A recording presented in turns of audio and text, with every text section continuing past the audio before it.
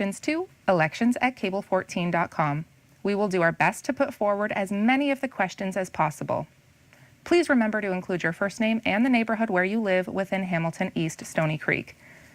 Tonight's candidates will also be given the opportunity to answer a video question that was shot in downtown Stoney Creek. Each candidate will have 1 minute to respond to the video question. Tonight's debate will end with an open forum that will allow each candidate the opportunity to pose questions or raise a topic. We will then finish off tonight's debate with a 1-minute closing statement from each candidate. That completes all of the housekeeping. Let's get started with the candidates' 2-minute opening statements. Representing the Liberal Party, Heino Dosing. Thank you very much. My name is Heino Dosing, and I'm the Ontario Liberal Party candidate in this by-election for Hamilton East Stoney Creek. I'm a father of 2, I'm a community volunteer, and I'm a proud Hamiltonian. Also, I grew up in a union home.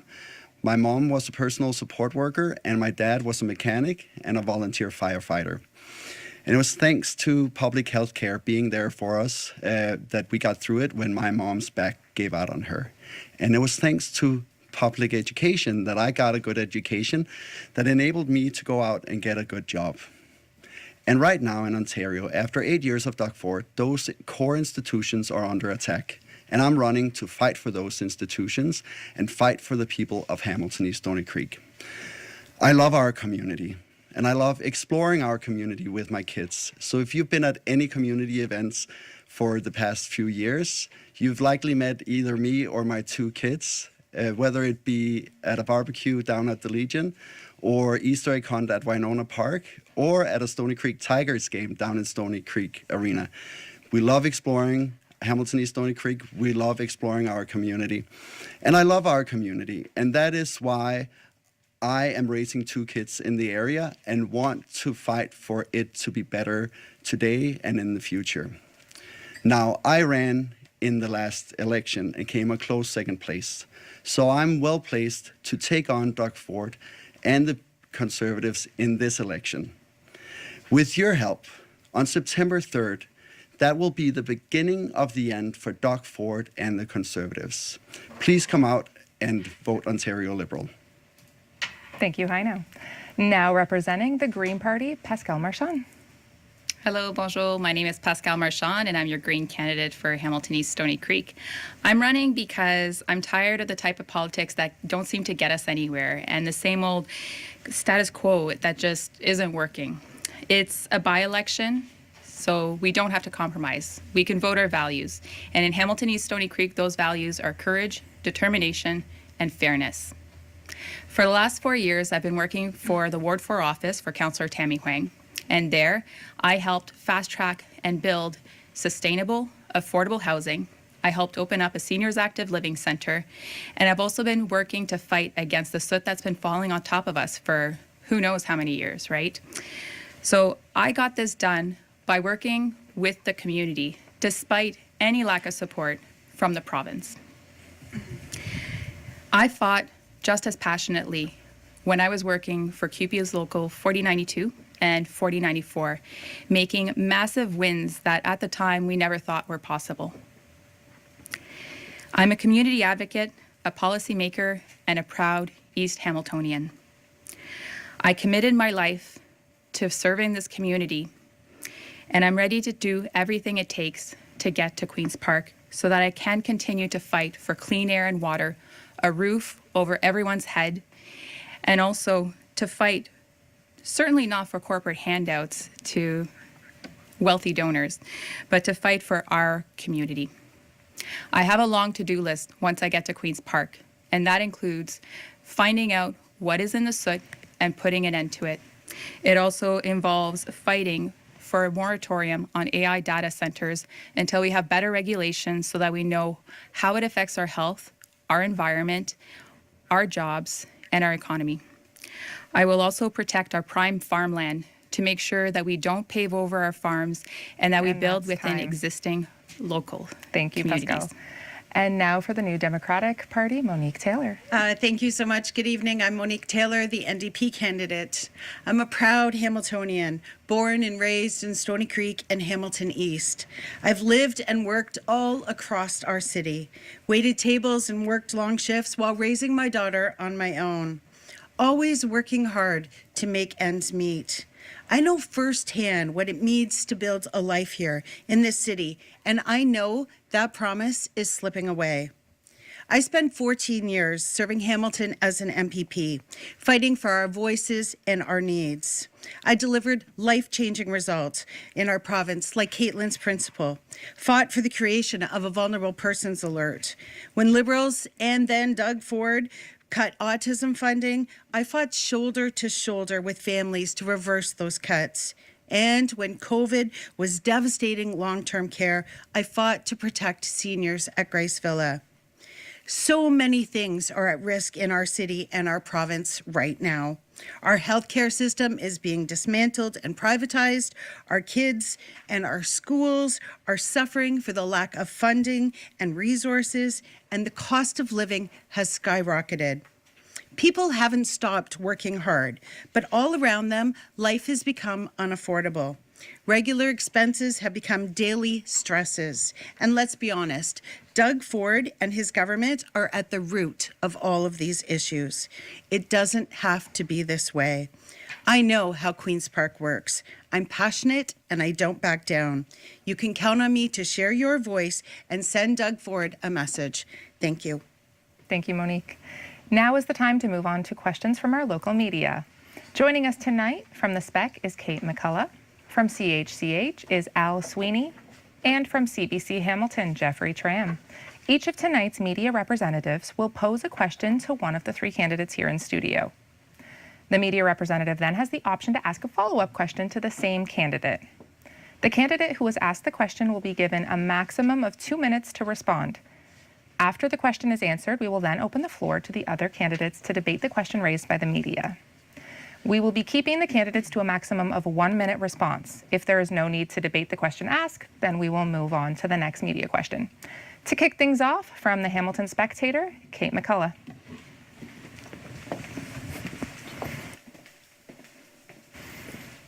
Thank you.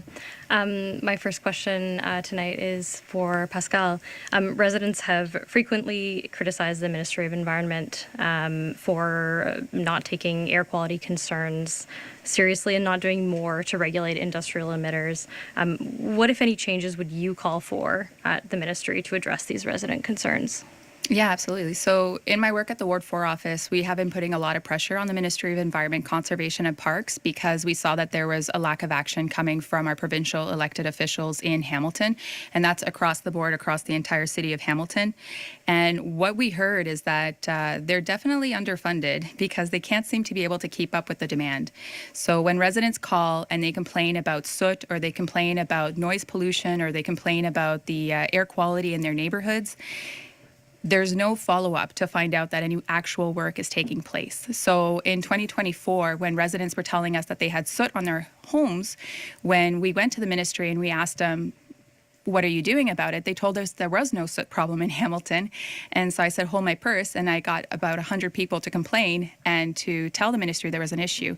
So now, come 2026, people know exactly what to do. Call the ministry, get them to take a sample. And with all this public pressure, which I do believe partly stems from our work in 2024 to lead to this in 2026. People knew what to do. There was enough public pressure, and we finally found out who did it this time. And so what then would you do if elected? What are your next specifically, next steps? what would I do specifically? Okay. So one of the things that I like to do is first you need to find out what are the root causes of the issues that are leading to this problem. I know that I would definitely be working with my colleagues in Queen's Park to ensure that we put pressure to increase funding to Ministry of Environment, Conservation and Parks. But specifically for Hamilton, we need to ensure that we actually finally implement some of our environmental compliance approvals, pollution permits, especially for our biggest polluters, like those in the steel factory, that those permits have been expired since 2023. Okay, the floor is open. Heino and Monique, do you want to jump in? Yeah, thank you. And great work in what you've been doing. Absolutely. It's so important that we have organizations in our city that do that work. And because we know that the ministry is not doing it, that they are underfunded when it comes to the needs of our city. But I can assure you that Dr. Robin Lennox, who is the MPP for Hamilton Centre, as well as Sandy Shaw, who's the MPP for Hamilton West and Castro Dundas, both New Democrats, have been working on this issue also. And, Dr. Lennox has had a petition going. She had town halls happening, really pushing on the ministry to make sure that, and there was other town halls, not just hers. There was other ones also. I fed her right? a lot of that information. Yep, no, I had a and lot of that's that great, yes. right? I mean, Yeah. but working together is what it Exactly. takes, organizations, because we do have a ministry who wasn't paying attention, but it shouldn't have to take a third party to be investigating and doing samples of the soot that we've seen. We need the ministry to stand up. We needed conservative members who were elected in the city to actually do the Okay. work, which they didn't do. Heino, do you want to jump in? Yeah, just three quick comments, and I want to echo what Monique said in thanking everyone that's been involved with pushing this issue ahead. Environment in Hamilton comes to mind. There's so many grassroots. Secondly, I have two kids growing up in the impacted area, and when I see photos on Instagram and whatnot of kids going down a slide and being covered in soot, my heart drops, because that could be my kids, right? And the third thing I'll say is that there's a trend here. This is not the only issue where the ministry has been missing in action when it comes to the environment. We all know the stories. One example that comes to mind is the dump in Upper Stoney Creek, the GFL dump. Now GFL has come out and said, yeah, we are at fault. But all along, people were crying out for help, and the local PC MPPs did nothing. They ignored them, and they felt powerless in that neighborhood. And this is a trend that I'm afraid will continue if we keep electing PCs. Can I make a clarification? That here? is all for that question. Sorry. All right. Okay, now up is Al Sweeney from CHCH. Hi, you guys. Good to see you. Hi. So I can't resist asking this question. It's out of the headlines. I'm going to ask you, Heino. Okay. President Trump made it official today that, at least for Americans, Lake Ontario is now Lake America. Yeah, okay. All right. So what's the question? Yeah. What's your response to that? And do you think the Ontario government should actually respond to this or just let it go? It's tempting, right? And me, myself, I am very much a fan of the calm and collected, serious approach to dealing with the Americans that we're seeing from Carney, and juxtapose that to Ford returning the insults and upping the ante. And it's a spiral that will just never end. So I think we need to be the serious partner in the room when it comes to dealing with the Americans. But we feel it. I feel like hurling back insults, right? It just doesn't work when you deal with a bully. And what I'll say as well, just this is one example, but what really hurts us is the tariffs, right? That's what really hurts us. It's not the name calling. It's the actual tariffs that are impacting our workers, impacting the companies, but thereby also just impacting everyday, day-to-day folks in Hamilton, East Stoney Creek. And the Ford just doesn't have a plan for that. And we see that because he resort to the name calling, which is disappointing. And he's also not prepared our economy very well for being ready for this. We have the largest subnational debt anywhere.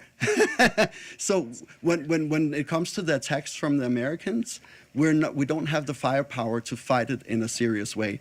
And so I think the government should be more focused on getting down to the business of government rather than hurling insults. Okay. So can I just to be clear here? Yeah. There is a serious issue here. Yes, absolutely. What do you think of the Premier's response to the tariff fight? Yeah. And in terms of Team Canada, would you back him in any of this, and how far would you go? I think we should have a Team Canada approach, absolutely, because if we break ranks, they will pick us off one by one, right? And we've seen that when Doug Ford has gone out on his own and gone off a tangent. But that being said, it's not all criticism. There are some of the supports that they're rolling out now when it comes to responding to this that I think we should support as in unison. It's just too bad to see that coming up now when he's had 8 years to prepare us for this situation, and we've seen it coming from miles away, right? Okay, the floor is now open. If Pascal or Monique would like to jump in. Like, I think it's absolute disgrace that we're even talking about renaming Lake Ontario. What an absolute waste of our time to have to even debate this. Trump's antics are sucking the wind out of our sails here, because all this talk about what he's doing is deterring us away from the things that we need to do here to keep ourselves up and afloat, and to have to constantly be chasing after rules that are changing at the drop of his whim. Like, he is trying to be the king of America and to have everything be done the way that he wants things to be done, right? So it's just absolutely ridiculous. But that's why it's important to have democracy and to hold terms, and that we are able to elect people that really do care about our communities, rather than people that just want to overinflate their egos. Monique, anything to say? Yeah, I have to say it made me angry to read those headlines and to see that Trump had the ability to pull out his little pen and strike off our Lake Ontario. But this is, I believe, at the fault of Doug Ford, once again, stepping out of his lane, being Captain Canada, when he should, we have a prime minister who's been negotiating on our behalf.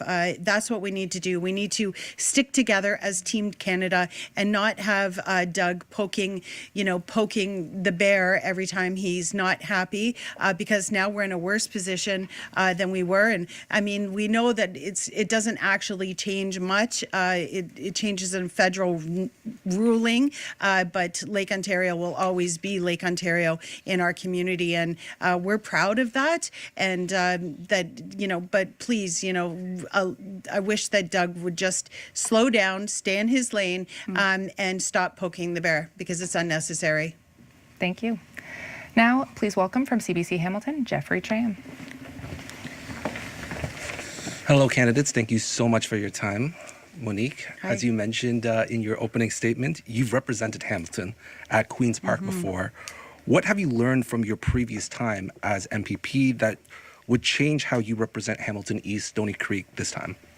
Well, I'm really proud of the work that I was able to do while I was the MPP for Hamilton Mountain. So I'm not sure what changes I'll bring in. I mean, serving the community, making sure our constituents are taken care of, which I'm actually already doing in the campaign office. You'd be surprised how many folks are already coming to me for help. And just really, there's a few things of the way I would keep data for myself. And, I can't really think of like any big changes that I would look for for Hamilton East Stoney Creek in the way that I serve. It'll still be the community events. It'll still be, all of the fun things that I brought to the community. It'll be the town halls. It'll be making sure I show up for the constituents. I have a great track record for Hamilton Mountain, and I intend to repeat that. Never mind make too many changes, but I'm always open to learning. I mean, each and every day is a new experience to be able to learn and to grow. And so I'm not withholding any of that, but that's a natural process for me. So to think of what I'm going to do different, no, I can't really think of anything off the top of my head. I know I'm going to work hard for the people of Hamilton Mountain, both in the constituency office and at Queen's Park.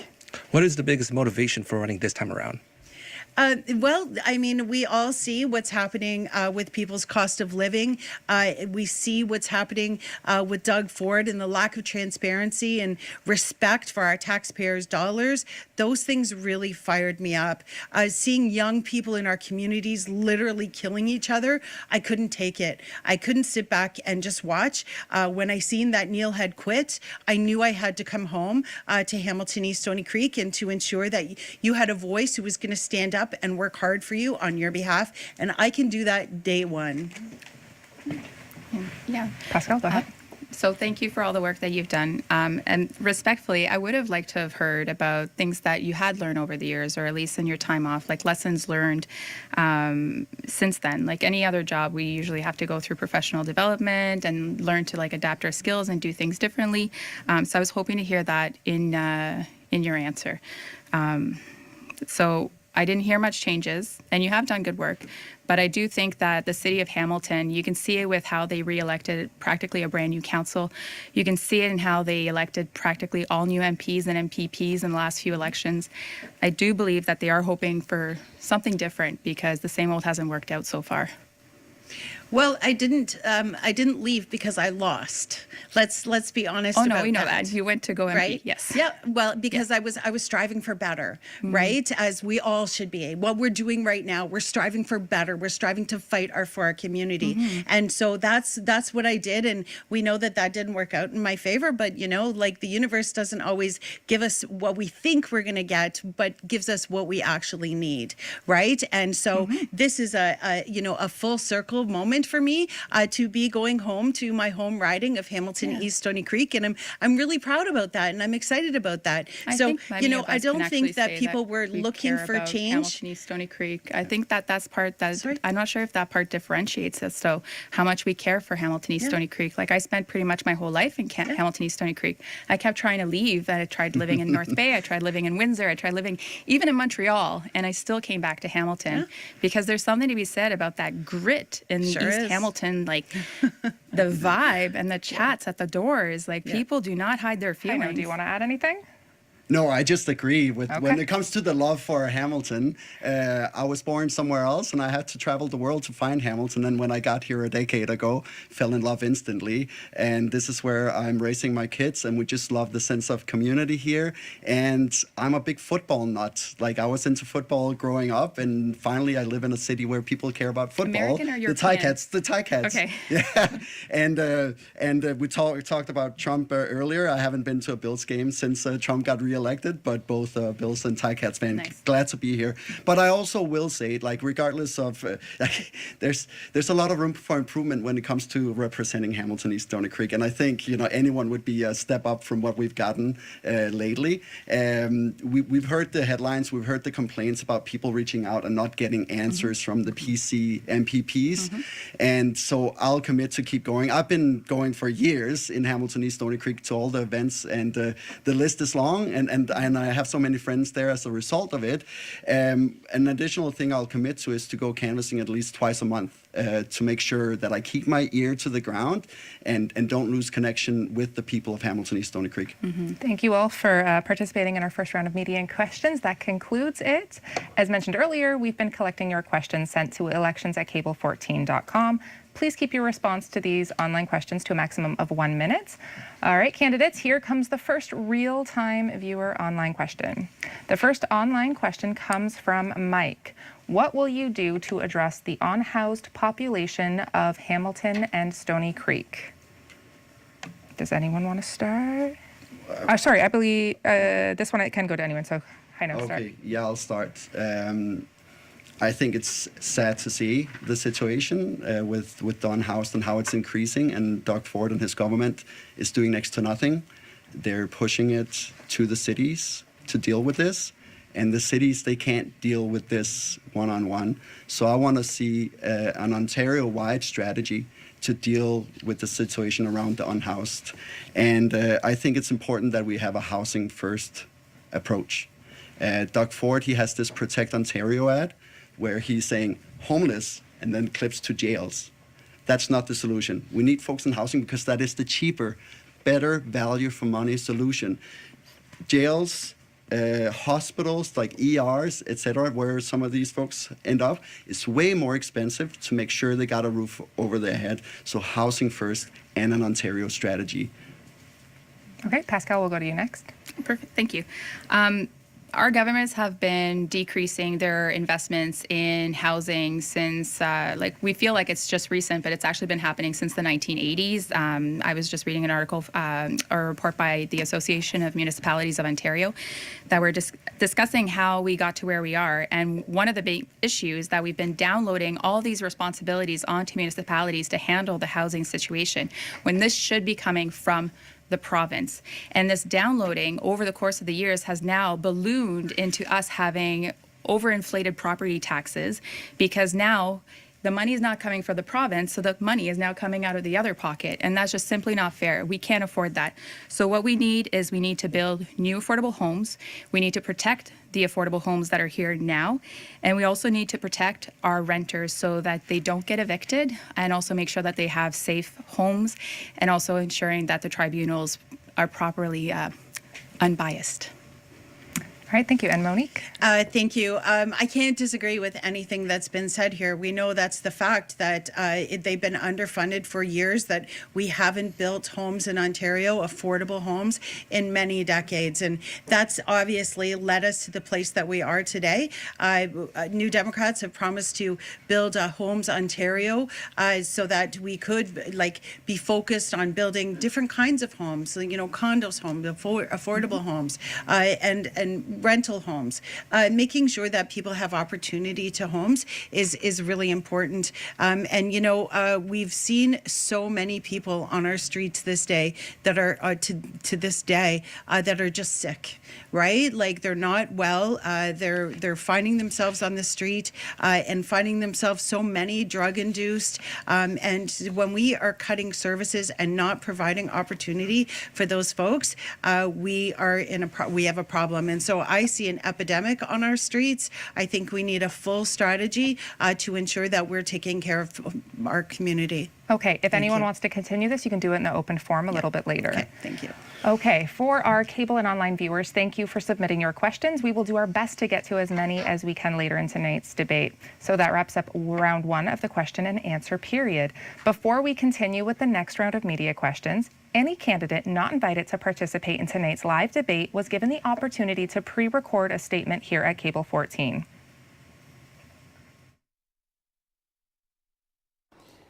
Our mission is simple. Let's make Ontario first. Let's make you first. Are you tired of all the drowning healthcare systems, these unfair employment practices, the mismanagement of tax dollars? That's just to mention a few. Are you all family, freedom, and faith? Then you and I have a lot in common with the Ontario Party. My name is Heather Curnew. I'm your candidate for Hamilton East, Stoney Creek, and I am with the Ontario Party. And we're here together. We can make a change. Don't be discouraged. We can make a change. United we stand, divided we fall. So we have to put an end to all this immigration, this massive immigration that is overloading our systems here in Ontario. We have to stop the fraud with involved with foreign workers, policies, and student visas. We have to end this. You know what? If you do the crime, you pay the time regardless of who you are. No more catch and release anymore. No. We have to put an end to this. It's time for real change. Parents need to feel like they have a say with their children's education. It should be parental rights required. If you're going to teach any ideology inside the classroom, the parents need to be notified and opt in. We want to make that law. Opt in, okay? We want to make sure that the focus is on academics, not all this gender ideology stuff. Take that out of the classrooms. We want to see parents make it their rights and their decisions made to the school in writing. Before their kids' names are changed or their pronouns are changed or whatever. We want to see our healthcare system work. So we need an audit. We need to redirect those tax dollars. We need to hire more doctors and nurses. And we also want to open it up to private sectors so they can build hospitals and OHIP still covers the cost. The other thing, we really need to take time to return back to what worked in the past. So everybody's safe and everything is fair. In the area of sports, biological females competing with biological women, this is fair. It's unfair any other way, okay? Because men have bigger muscle mass. Also, we need protection in public spaces. We need to return to biological women in biological bathrooms and change rooms. If you need to see more, please go to our website, the Ontario Party, at www.ontarioparty.ca. Vote for me, Heather Curnew, Hamilton East, Stoney Creek. We can do this. A great man said, let your eyes look directly forward and your gaze be straight before you.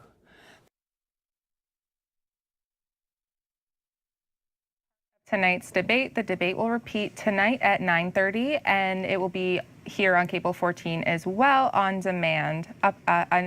Repeat in a high frequency as well, up until September 2nd at 9 p.m. And you can share it, watch it, anything you'd like at cable14.com. Now, Cable 14 went to downtown Stoney Creek earlier this week to simply ask members of the community what they wanted to ask tonight's Hamilton East Stoney Creek candidates. Here's tonight's video question. What are 3 things that you plan to do to make the housing market better for the younger generation in Stoney Creek? That's a very quick question. Would anyone like to jump in? Well, I think, thank you for the question to our constituent in Stoney Creek, because she raises a big question, right? Young people are not able to find that affordable housing that they can rely on, that they know that they can pay the rent and still buy groceries at the end of the day. So we need to make sure we're building those affordable housing. You know, building up instead of urban sprawl is something that I think that we definitely need to be doing. And utilizing the space that we have available. I've heard several plans that have been out there, but they've been tossed around and we haven't seen anything come to fruition. So I'll be focused on making sure that we're building that affordable housing so that young people have opportunity and safe homes. Okay, and Pascal? It's not easy for any young person to be able to afford a house nowadays unless that you have been blessed with people who have money, and not everybody has that, which is very unfortunate. So some of the things that the Greens are really pushing for is making sure that we increase the housing supply, so that way we try to rectify the supply versus demand, but that also includes building a mix of units, because nowadays a lot of the condos are just bachelors or 1 bedrooms, and also we're also proposing offering a loan of up to $25,000 for first-time new owners, so that they can get into the market, because once you get into the market, that's how you develop your own wealth, and then we need to make sure that you're able to then stay in your home, and that your property taxes don't go up to the point that you can't afford it anymore. Well, thank you. And Heino? Okay, I'm afraid I'll repeat some of that, but I agree with increasing the supply and the mix. And 2 ways to get there is to make sure we cut some taxes on actually building the homes, so we can get that incentive to build more, and it will be cheaper to buy the first house. And another thing the cities are struggling with, and why we need the high development taxes or the fees on the houses, is to help pay for infrastructure. And I think that Ontario, as the provincial government, can really help with taking care of some of that infrastructure to make it easier for the city to put new housing out there. But I will say, like, one of the more important things that allows young people to afford housing is that they've got jobs. And so we're proposing a youth career fund to make sure it's easier for youth to get jobs, because right now unemployment is very high amongst our youth. Thank you. All right, now let's move on to the second round of media questions. Once again from the Hamilton Spectator, Katie McCullough. Hi again. This time I'll direct this question to Monique. Monique, St. Joseph's Hamilton Healthcare is in deficit, cutting frontline jobs for the 2nd year in a row, and Hamilton Health Sciences is using a line of credit to pay day-to-day bills. What would you do to fix the financial health of Hamilton's hospitals? Absolutely. We need to make sure that we're funding our hospitals. I've met with QP workers several times. I have a great relationship with them. I hear from them on a regular basis of what's going on on not enough nurses in the hospital. The infrastructure is starting to struggle. We have beds in the emergency rooms where people are waiting. We have people who are waiting in emergency rooms for 19 hours on an average. Like, that's just the wrong direction for our province. So we will make sure that the funding is there. And when people say, well, where are you going to get the funding? Well, let's think about the waste that Doug Ford has spent instead of actually funding our hospital system. And let's talk about the privatization funding, the private dollars that he's been handing out to private providers. Last year it was 60 million. This year it's 264 million. There are public healthcare dollars that he's been stifling out to private providers. That's not acceptable. We need to make sure that our taxpayer dollars are going into our healthcare system, funding those beds, making sure we have doctors available and enough nurses on the wards to cut down those wait times. Okay. And can you give some specifics about how you would ensure that those investments reach Hamilton? Well, sure. I mean, but we have to have a strong representative. We have to make sure that we have someone who's going to stand up to Doug Ford, which I have proven myself to do several times. Doug Ford is not going to be happy to see me coming back to the legislature because I get results. I know how to push back on Doug and to work with the ministry to ensure that we get those dollars back. So working with hospital systems, knowing exactly what the need and the ask is, working with our healthcare workers, and then working with our community to make sure those dollars are trickling back into our healthcare system. Are we allowed to take those on? Anyone jump in? I can say something short. Who I wants think the last word? I apologize. I think this is an excellent topic for the open forum because there's so much to say when it comes to healthcare, and I think some of it was highlighted by Monique. But the question was specifically on the deficits and what we're going to help the hospitals on the deficits, and it's a staggering statistic. Half of the hospitals across Ontario are running deficits and spending millions, if not billions, on interest payments. Makes no sense. We need to properly fund our public healthcare system so we're not wasting money on interest. And we want to spend at least $1 billion upfront to just help stabilize our hospitals here. So that's a concrete promise on that. Pascal? Yeah, so Ontario used to be one of the trendsetters for public health care. We used to have some of the best health care in all of Canada. I remember because I came from Quebec and it was rough back then. But now we're facing collapse. So what we really need to do is we really need to fight back against all of Ford's attempts at privatization and an investor-driven privatization. We also need to cap agency nurses. We have the possibility to be able to hire more nurses, but using agency nurses actually ends up raising the cost of healthcare in Ontario. And so that's also something that we need to take care of. And then, of course, partner with the federal government to be able to ensure that everyone has access to care regardless of their income. Because when your knee hurts and you need a knee surgery, I was talking with someone on the doors and they were telling me that they were going to have to fork up $7,000 to get their veins lasered. Sorry for that person. I'm telling your story, but that's ridiculous because if he went through the OHIP system, he would have to wait for months and months and not get his help. Thank you, everyone, for participating in that question. Next up from CHCH, Al Sweeney. Thanks. Hi, this is a question for you, Pascal. Looks like we're in for another version of the Greenbelt battle. Following a land appeal tribunal decision, the idea is there of forcing Hamilton to expand its urban boundary and build on farmland in the city. Doug Ford is in charge. He has the right to do this. How would you respond? How do you think Hamilton should respond?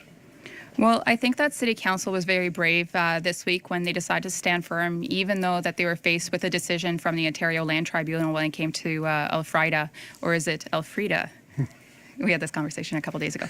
But no, it's very important that we actually maintain our urban boundary and that we remain firm because it ends up costing way more money to the municipalities to expand its boundaries outside of the urban boundary. Think of all the additional kilometers of sewers, of water mains, of electricity to get it all to those locations.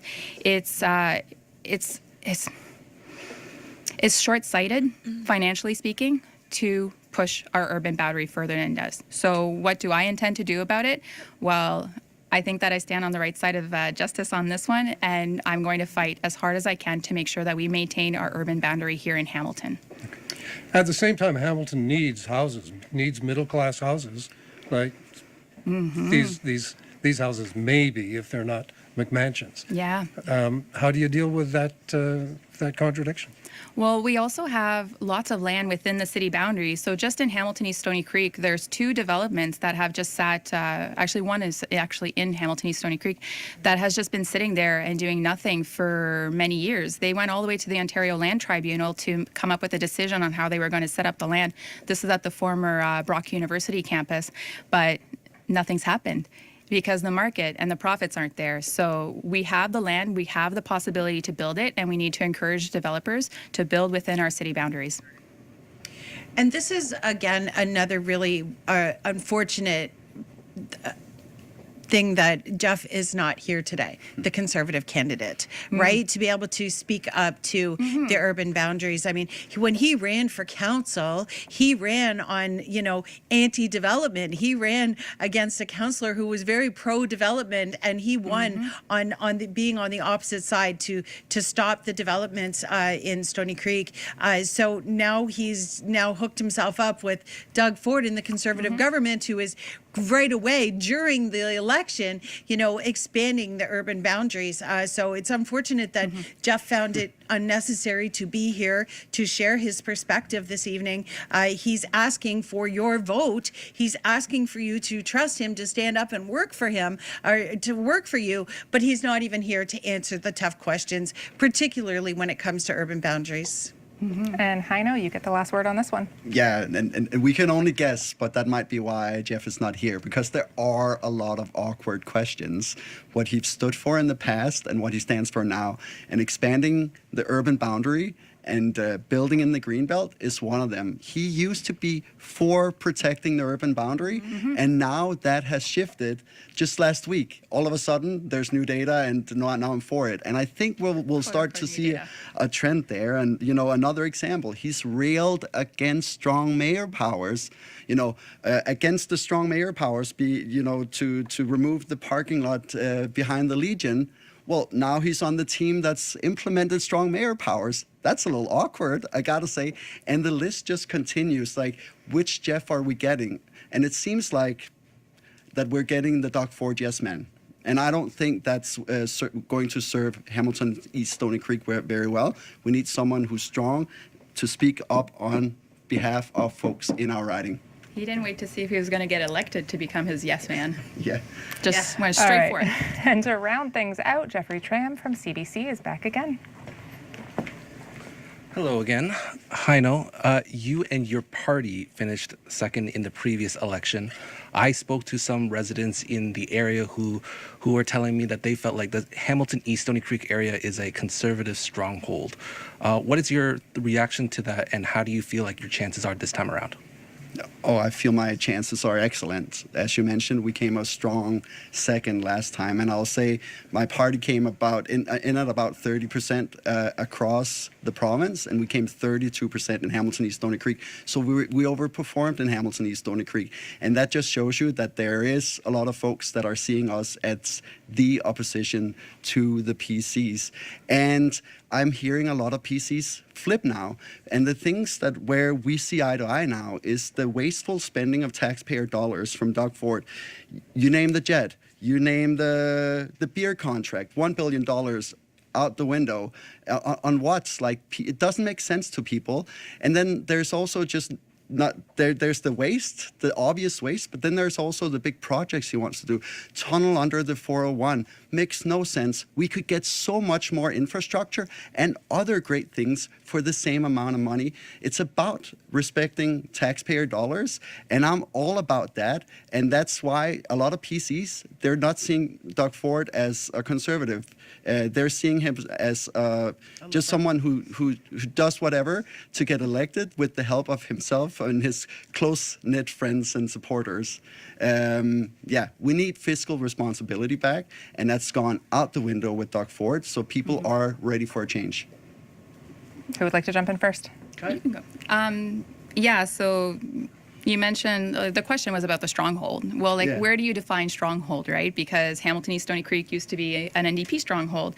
At one point, it was a Liberal stronghold. Now it's apparently a Conservative stronghold. Like, how do you define stronghold? It's the view of the moment.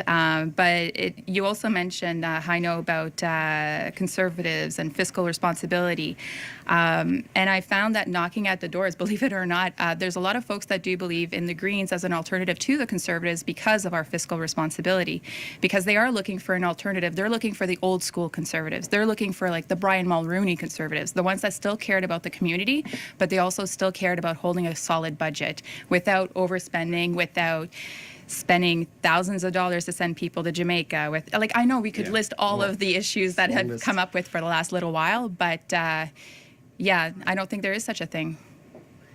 And Monique? Well, I didn't think that I'd see the day where I had the Greens comparing themselves to being conservative-like. But today is a new day, like we've all said. And, when we talk about strongholds, I mean, Heino likes to talk about the last election. Well, today is a different day. We have different candidates in the race. We have different perspectives. We have people who are very unhappy with Doug Ford, and they're saying he's not a conservative. They're actually calling him a liberal, and they don't want to vote for him, right? So this is what I'm hearing at the doors, loud and clear.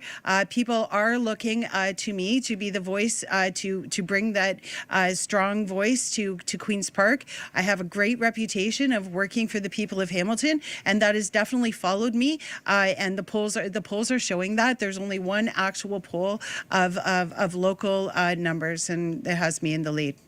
The Poly Market actually had, did you see the Poly Market? We were all on Poly Market, and Heather was actually the top contender. Actually, Poly Market, right before we came on, has me at 67%. All right, thank you again to our media panel, Kate McCullough, Al Sweeney, and Jeffrey Schramm. Thank you for joining us here at tonight's debate. It is now time for the open forum, so each candidate will have 1 minute to raise a topic or direct a question to another candidate. The candidate being asked the question will have a maximum of 1 minute to respond without interruption. After that, the floor is open for anyone to jump in on a particular topic that was raised, and we will be keeping a close eye on the time to ensure that each candidate is given an equal opportunity to ask their question. Just before we went live with tonight's debate, we did a random draw to determine the order by which the candidates could ask their open forum question. The order of the open forum questions will be Monique Taylor, followed by Heino Dosing, and then Pascal Marchand. Monique Taylor, the floor is yours. Thank you very much. My question is for Heino. I would have been for Jeff if he was here, but unfortunately he's decided not to join us. As Conservatives do not like to join the debates. They don't really show up for our communities, and they don't show up for debates either. So my question is for you, Heino. We've had a lot of discussion. People in our communities are very concerned about the AI data centers, and we found on your website that you have a little piece kind of hidden in there about your stand on the AI data center, but yet your party and the leaders who are expected to come in are all pro-data, pro-AI centers. So I'm kind of confused on where you're at, and I think you might be confused on where you're at, respectfully. But people will want to know when you have a new leader who's pro-AI data center, where is that going to take you and your position? Yeah. No, it's not hidden at all. It's like you go under updates, and I think it's the second from the top, and it's a bold headline that says, "This is where I stand." It's easy to find, and it states pretty clearly that I'm pro the moratorium that was up on City Council. Unfortunately, got voted down, again, thanks to Jeff's vote, because I think we need to afford ourselves the time to get it right. We don't need a bad deal. Doug Ford, he's rushing into deals headfirst with friends, and it never serves the taxpayer here. And what's at stake is, as we see again many times when it comes to Doug Ford, is the environment. He doesn't really care about our local environment here. And that's one of the things that's at stake with these data centers potentially. It's our water, it's potentially the air, noise pollution. Also electricity. Are fees going to increase? We don't know. We need to know, and we need that moratorium. So floor is open. I mean, you have photos with Eric Lombardi, and I mean, he's a bro tech and pro AI. Yeah. You've had Navdeep Bains here, who's the expected winner to be the next leader of the Liberal Party. All of these folks are pro AI data centers. The Yeah. Liberal member of Parliament in Hamilton, JP Danko, he's been pro AI, really pushing it. So you're going against your party. And so how is that going to work out when you actually get to the legislature or you think that you are, and then you have to go against your party? Like, it doesn't really work that way. So are you planning on joining your party and then, quitting your party and becoming an independent when you get there? Like, that's how the system kind of works, that you follow your party line. So you're on the opposite side. So how are you going to be able to manage that? I'm not on the opposite side, and You are. I like that you're manifesting and saying when I get in. I like that. Thank you, Monique. That was great. I don't know how long I have to respond because there was Very a lot. quickly, and we'll let Pascal there jump on was this before there we was a change lot there, topics. but there's no doubt, regardless of what others in the Liberal family stand for, I have been very clear, and I will continue to fight for Hamilton East Stoney Creek. And I do think it's a little rich that there's confusion about the different levels of government from Monique raising JP Danko, because ask NDP premiers across the country what they think of the new leader of the federal government. These folks can actually see the difference between the two levels, and it's not unheard of that the same family at different levels can have different standpoints. It AI just data isn't. centers All right, are we'll a let pretty big Pascal issue. get in for this topic before we switch. It is. Yeah, I think we're having a really interesting conversation. Like, humble brag, but the Greens were definitely the ones that came up with the first call for a moratorium from the province.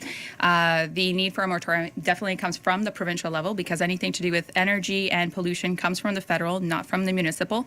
But I do think that it's very, like Monique did have a point, that there is such a thing as a party whip for the NDP, for the Liberals, and for the PCs, not for the Greens, which means that you do have to toe the line. And I think that I'm not sure if any of us or any of y'all fully understand the difference of all these data centers. And I think that that's something that the Doug Ford government has really been trying to ram through with his AI playbook, is that he doesn't even understand the difference between a CPU and a GPU and a data center, which is a server, versus a hyperscale data center. And confusing everyone over this is just allowing us to say, it doesn't seem so bad, but we don't know how it's going to affect us in the future. Okay, we will wrap up that question. And don't now, get to answer? Heine, you get to ask a question now. So if you want to use this time. Okay. Oh, I get to ask a question. I didn't know that was a segment here, so but I have a lot of questions for Jeff. You can I pick just one wanna candidate here to ask a question to. I just want to say proudly, just to just wrap up the previous conversation, that today I was endorsed by Sheila Cobbs, and talk about a Liberal locally here in Hamilton who Let's keep this to the question, just who blazed for her own time's trail. sake, for And I time's tell sake. you, that's the kind of attitude I will have. I you will be stalling on the hands question? down Is this his for question Hamilton time? East Stoney Creek. No Can you ask questions. your question? No This questions is not asked. Jeopardy. Did you Okay. want to ask us about Sheila? No, I mean, up to you. But yeah, so I am hearing a lot of confusion then from you, Monique, around leadership and all of that. And I know you've had 3 different leaders you've run under, and I would be, you have, starting with Andrea Horvath, right? And then Jagmeet Singh, and now today, 3 different leaders. Do you have 3 different, sets of policies having 3 different leaders? And that's not my question. My question is, the leader you served under the longest was Andrea Horvath. And if your philosophy is fully aligned with her, where do you stand on a number of items here in the city? For instance, building on the parking lot behind the Legion. That I would like to know that. And the more than 20% tax raises in town. Are you fully aligned with that? Is that how politics work? well, I think that, I respected Andrea as my leader when she was my leader, but then Andrea left that role and she chose to be the mayor of Hamilton, where she was very clear and publicly said that she left her party stripes at the door, and she's a mayor for everyone without party stripes. And we've very clearly seen her do that working across party lines with ministers, with the premier, premier, with the prime minister, and that's good, right? Like that's the kind of mayor that we need to have. I do stand with community when it comes to the parking lot behind the Legion. I think that I haven't seen the mayor's plan on that, but I've definitely heard the concerns from the residents of Stoney Creek. We cannot, that's a very, very busy lot that many seniors are using on a daily basis to get to hospitals, to get to pharma, and so creating a problem by fixing a problem by creating one isn't really the answer for that parking lot. Okay, the floor is open. I also asked about I'm so tax confused increases. what the question was that I'm not even No. sure what the rebuttal is. Yeah, no, it's because there was confusion from Monique, how you can have different No, opinions no. at different No, levels. there's no So confusion. my question back was, you served under a He's leader. getting a third go at the question. I know. Yeah, no. But I asked two questions. It was the parking lot and then the tax increases. Well, I only had so much time to answer, Heino.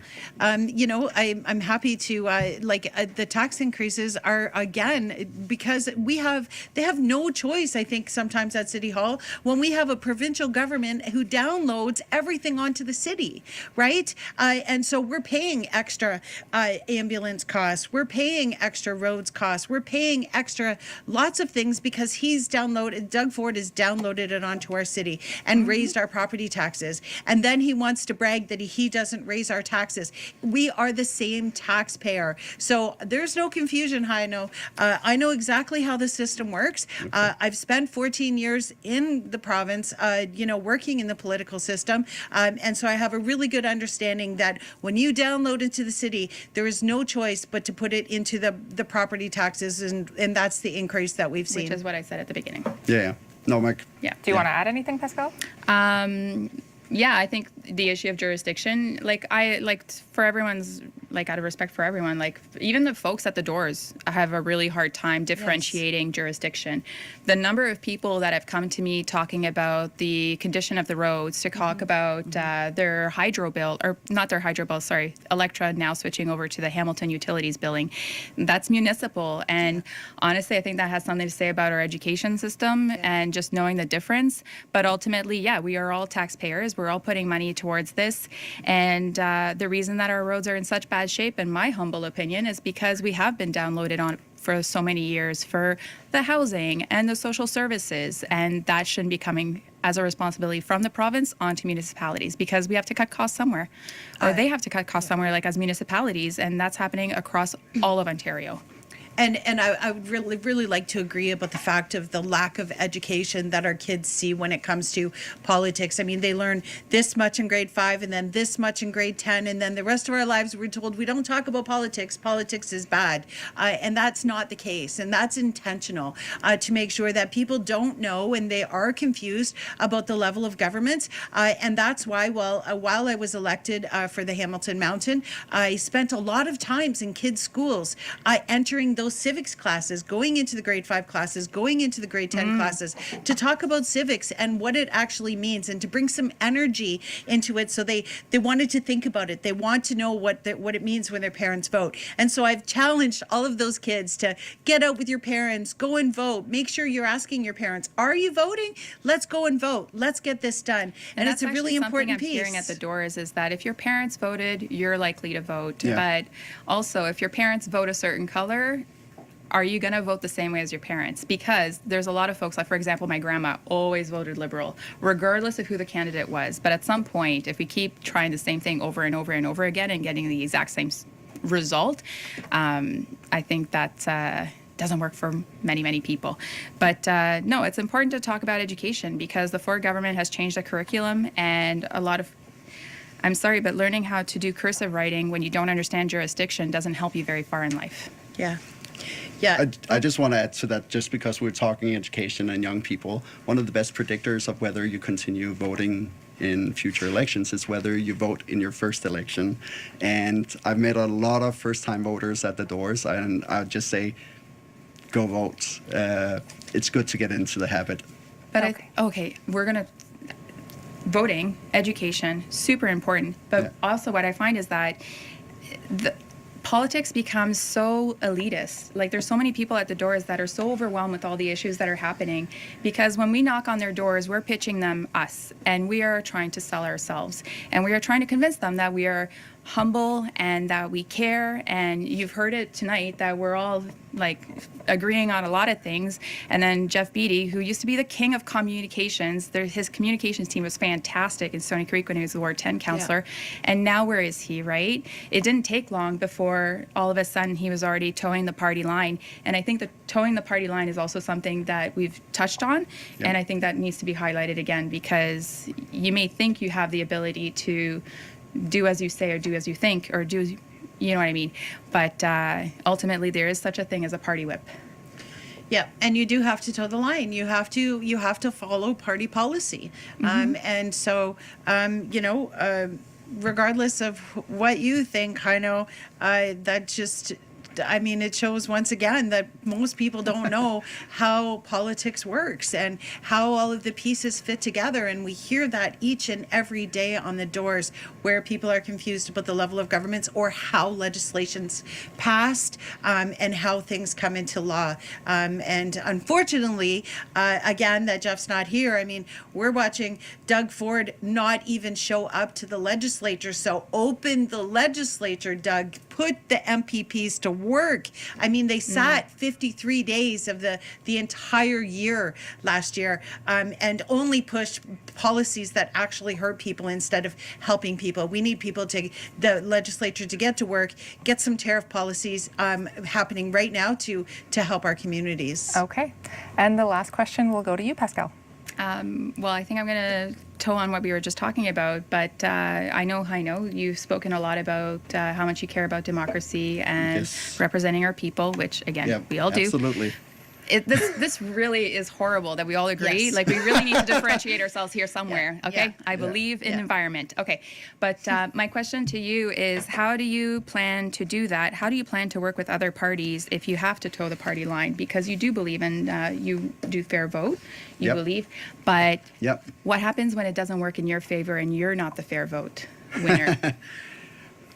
So if I'm interpreting right, like the first question was about how do I work with other How do you collaborate with other parties? Collaborate with other parties, absolutely. But also when you're not the fair vote number one. So maybe you can repeat the last question, because I'm not sure I got it, but let me answer the first question first. I've been putting a lot of thought into this, quite frankly, on how we collaborate, because it's upsetting to me that last election, 60% of Hamilton East Stoney Creek wanted something different but then conservative.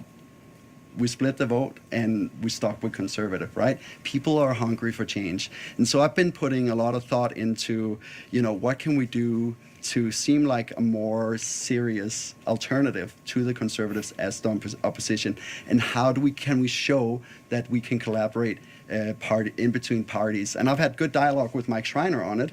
He's all in line with this. Like, why are we fighting each other when there's so many things that we can agree on? And I think that's the key to collaborating. What happens when it doesn't work in your favor is what I'm trying to get at. Because, like, for example, to put it into context, when the Liberal Party, they asked Mike Schreiner to run for their leadership. I had a former Liberal Some MP, activists, but not the party, I had a former MP even ask me, Pascal, in the last election, in the last provincial, why don't you just switch to the Liberals? Okay. So that's what I mean by my question about what if it doesn't work in your favor? What if you have to give to the others? Well, that's a part of democracy, quite frankly. Like, if we're going to collaborate, parties in between, I think the key is to focus on what we can agree on.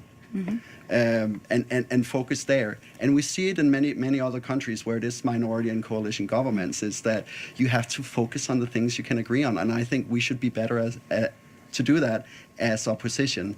And then of course there will be some gray areas where you have to bend towards each other and see where you can find each other. And I would be remiss to say and I think we've seen a lot of proof through time that liberals are a practical party. If there's a good argument, again, it's all subject to interpretation, right? Because, like, in my lifetime, I've lived in Ontario with an NDP government, I've lived in Ontario with a Liberal government, and I've lived in Ontario with a Conservative government. When was I happiest? before puberty, hopefully. I was not aware of what was happening in society. I don't know. Yeah. Well, I think that another big concern, Hano, too, is that, I mean, you're leaderless again. Like, this is, John Fraser has been the leader, the interim leader 3 times. I think he has more time as the leader than either of your last 2 leaders, Bonnie or Stephen, right? You're struggling to get your house in order. You have a new leader coming on board. And so where is the direction going to be then? So you're saying that you're one way today, but you really don't know what that's going to look like after the Liberal leadership race. And so, I mean, you have 10 members. You hopefully, you'll at some point you'll be able to get past just party policy or status. The Greens, respectfully too. I mean, I love. Ashlyn and Mike, okay. I think they're great folks, right? But they have 2 members, so it's New Democrats who have been doing the heavy lifting with Marit Stiles and the official opposition.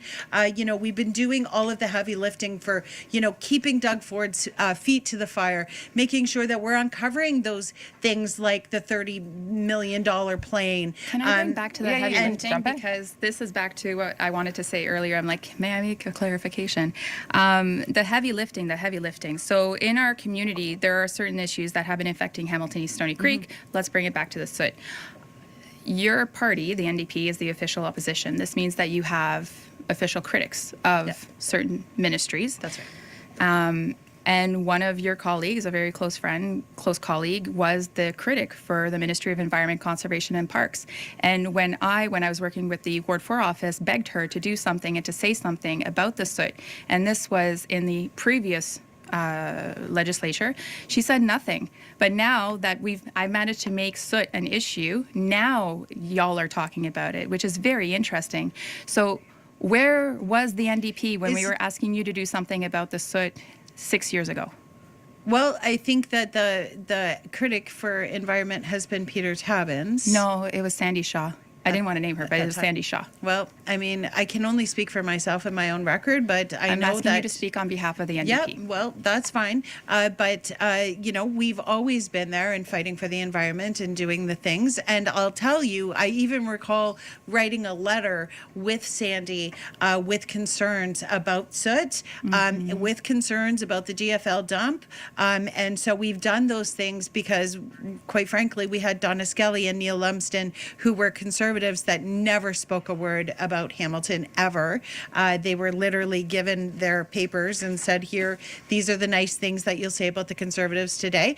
So I know that both Sandy and I did speak out on soot because 6 years was before Robin was there on soot because I worked with Robin's the office GFL. for the last 2 years to make sure, since the last provincial election, because she did come and we did have a good relationship. We still do to talk about the soot, and I gave her All lots of right, information. I'm sorry to cut you off. We do have to move on. That concludes the time we have. So we'll move on to the closing statements. So going now in reverse order from how we open this debate.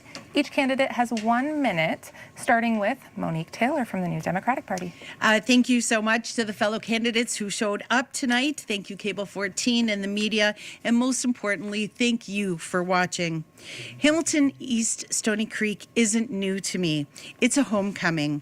It would be the greatest honor to be able to work for the people of Hamilton East Stoney Creek, the community who raised me. We know this election will not change the government, but we can send Doug Ford a clear message. The day after Election Day, I know what my job is. It is to bring Hamilton's voices to Queen's Park and to serve you. There's nothing more important than serving our community. And I have spent my life serving Hamilton, being elected in 2011, 14, 18, and 22, not by accident, but by hard work and by dedication and service to our city. I'm ready to stand and fight for the issues that matter to you, and I ask for your trust and your vote. Together, we can make a difference for every one of us in Hamilton. Thank you. And now from the Green Party, Pascal Marchand. Hi.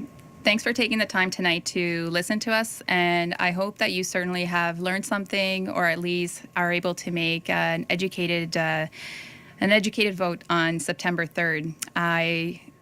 I strongly believe in this community, and I will fight to protect our public institutions, including reversing the Ford government's cuts to education, to make sure that we have smaller, more manageable class sizes, and also to ensure that we properly fund and publicly deliver our health care. When people get a green MPP like they have in Guelph, like they have in Kitchener, they really love their green MPP. Mike Schreiner and Aisling Clancy were both re-elected with more than 50% of the vote in the last election, and Aisling Clancy actually got elected through a by-election.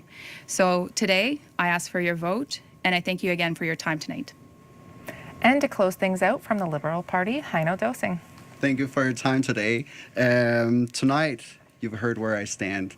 I'm running because I know the importance of a strong public education and strong public healthcare system. And that's what's at stake in this election. After 8 years of Doug Ford's, those core institutions are crumbling. We need to invest to make sure that our kids feel supported to learn in our schools. We need more family doctors, shorter ER wait times, and we need to support the workers who take care of us. We need to build an economy that create good jobs again. We just can't afford another Doug Ford yes man. So on that account, I need your support on September 3rd. Come out and vote Ontario Liberal. To all the candidates, on behalf of Cable 14, thank you for coming to tonight's debate to represent Hamilton East Stoney Creek. And remember, if you've missed any part of tonight's debate, you will be able to find it on demand at cable14.com, free for public viewing and sharing. Once again, thanks to the media panel from the Hamilton Spectator, CBC, and CHCH. And most importantly, thanks to you, the viewer, for watching and contributing. Please do your part and vote in this upcoming provincial by-election taking place on September 3rd.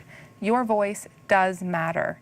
All the information you need for voting is available online at elections.on.ca. Thank you and good night.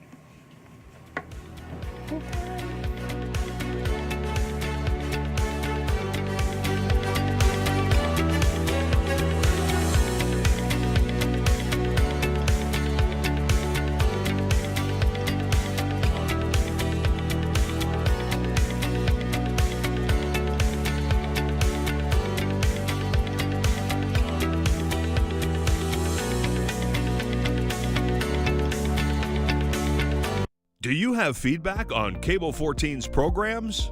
Let us know by calling 905-523-1414, extension 227, or email feedback@cable14.com.